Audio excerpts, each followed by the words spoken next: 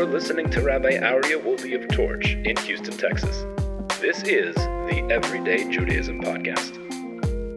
All right, welcome back, everybody, to the Everyday Judaism Podcast. We are going to the second installment in the laws of the mourners Kaddish, chapter 26, halacha number 5. We were talking about the priorities of who gets to recite the Kaddish, and again, this is only in a place where one person recites the Kaddish, so one person gets the Kaddish. But today, the custom in most congregations is that all those who have an obligation to Kaddish recite it together. So therefore, these laws of priority are not as relevant today, but they're still relevant. They're always relevant. Obviously, the laws teach us a lot in priorities. Okay, halacha number 5.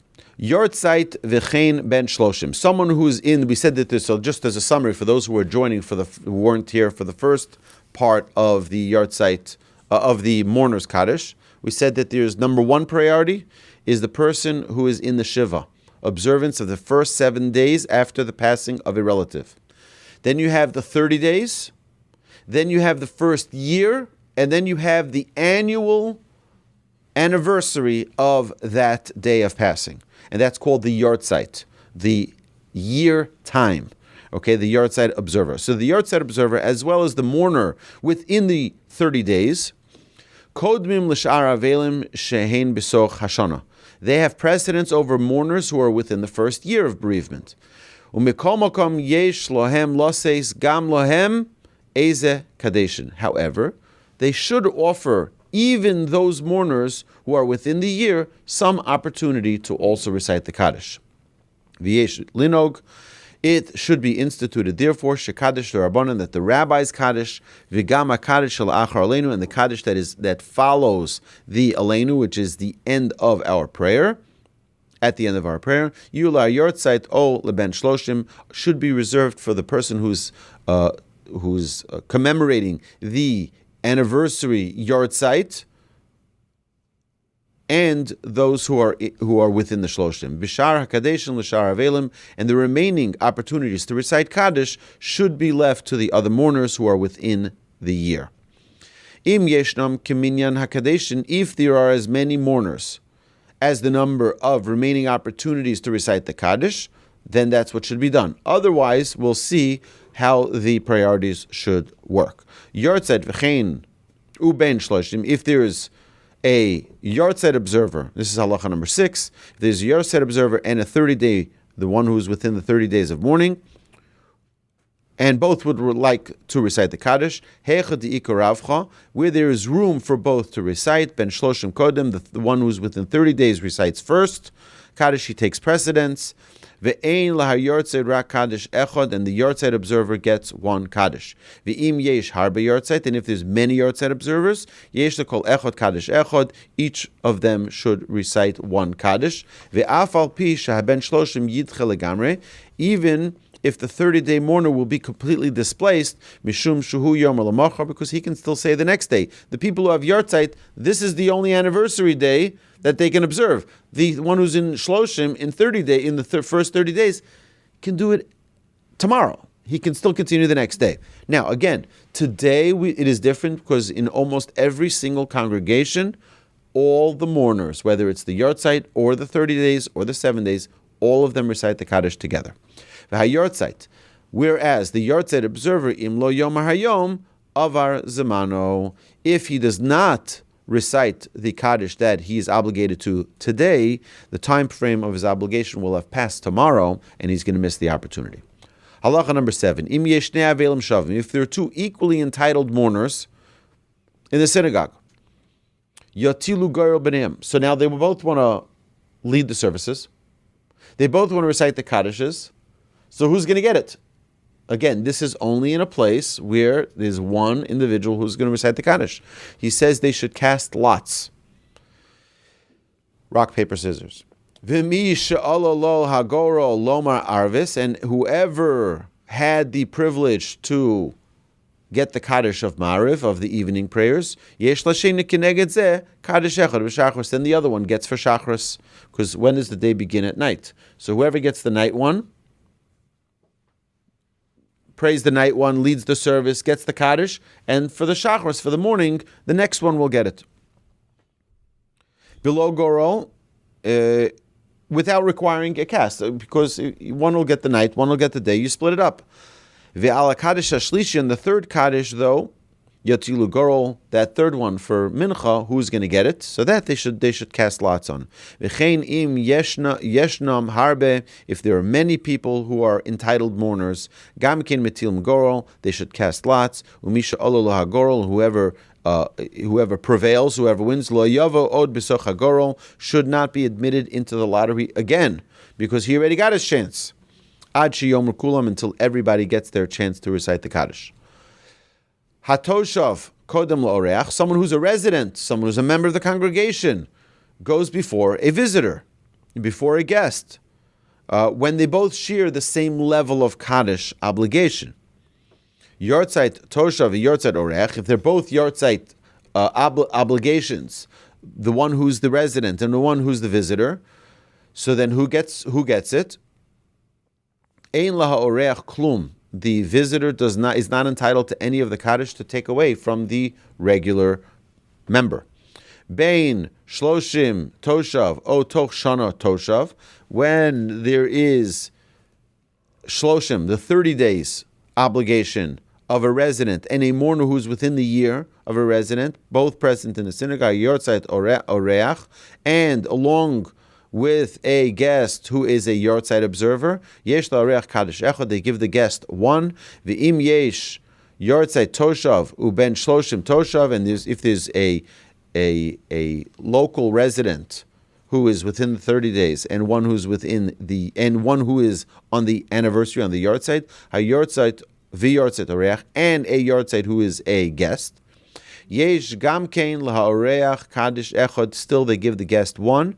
Ve'eno yochol yahrtzeit hatoshav lomalo ani kodem, and the yahrtzeit observer, who is the resident, does not say, I have precedence over you, kiyomar, because he will say, lav mididoch kishaklino elomi ben shloshim. He says, I'm not taking, because then he can say, I'm not taking a kaddish from you, I'm taking it from the guy from 30 days. Right? And therefore, the guy from 30 days has a Kaddish that he can continue reciting tomorrow. But the one who has the yahrtzeit only has a yahrtzeit. We've had this many, many times in our community where people will call that they're traveling here for business or whatever, and they have either a yahrtzeit or they're within the 30 days, and they need a minyan. They need to be able to recite Kaddish.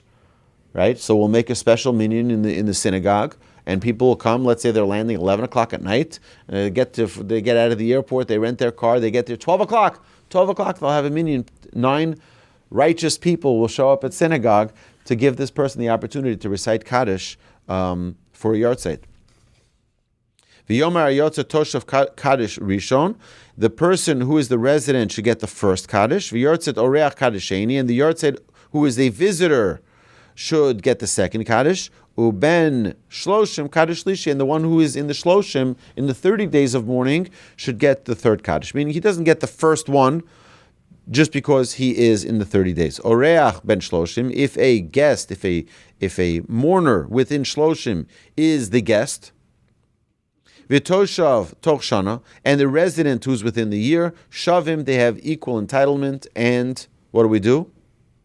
You make the lot. Again, today, this is really not applicable as much in most congregations because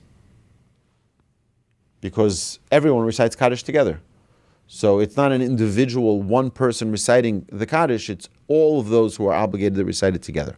Yahrtzeit toshav, when a resident yahrtzeit observer, uben shloshim oreach, and a mourner of 30 days, who is a guest, are both present. Yomer Atoshav Kaddish Rishon, the resident should recite the first and second Kaddish. V'oreach Shlishi, and the guest should recite the third one. Oreach betoch shana, a guest within the first year. Yesh lo Kaddish echot, recites one Kaddish. Betoch Avelim Toshavim, among the resident mourners, B'toch Shana, who are also within the year of mourning. Okay, so now he's going to talk about the parameters of who is considered a resident and who is considered a guest. So this is just an interesting discussion of like what do you include as someone who's a visitor? Someone who comes every single week, is that a visitor? He doesn't live here, he lives in New Jersey, right? So he comes to visit Houston every week for business, Monday to Thursday. Is that considered a visitor?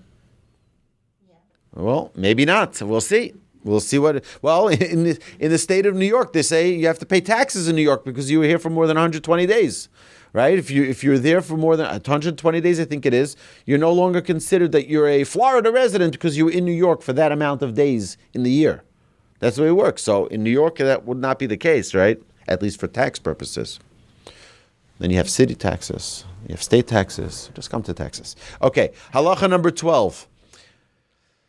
Toshav Nikr Le'inyan Zeh, he says, with regard to these laws, a person is considered a resident, kol sheyesh lo kan diras keva, af al pi she'eno porea mas.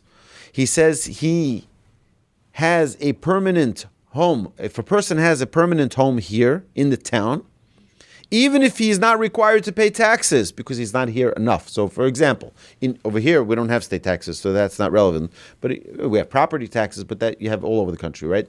Imagine someone living in New York. They have an apartment in New York, and they're not obligated to pay taxes because they're not there for as many days of the year, but they own a property there and they're there. He says, so the halacha says that he's still considered a permanent resident there. Why? Because he has a permanent home there. Even if he's traveling and he goes around and he's not there consistently, he's still considered a resident.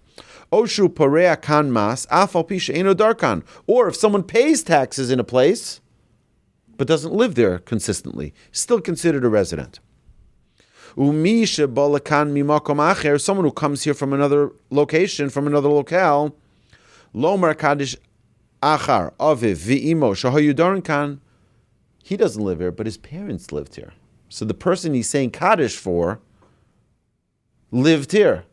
So imagine someone actually had someone here this week, this Shabbos, whose father had recently passed away. His father lived in Houston before he passed away. He lived in Houston before he grew up and moved away. And now he came back, right? So he's considered now a resident because his father was here in Houston. Okay? What's that? It's yeah. Well, guess what? When you look at taxes and how they decide if you are a resident, if you're not, if you're homestead, not homestead, you know how that works, right? They're basing it, I think, on this. You'll see. Either way, no mortgage fraud here. That only in the federal government we can do, right? Only. Just kidding. Current events.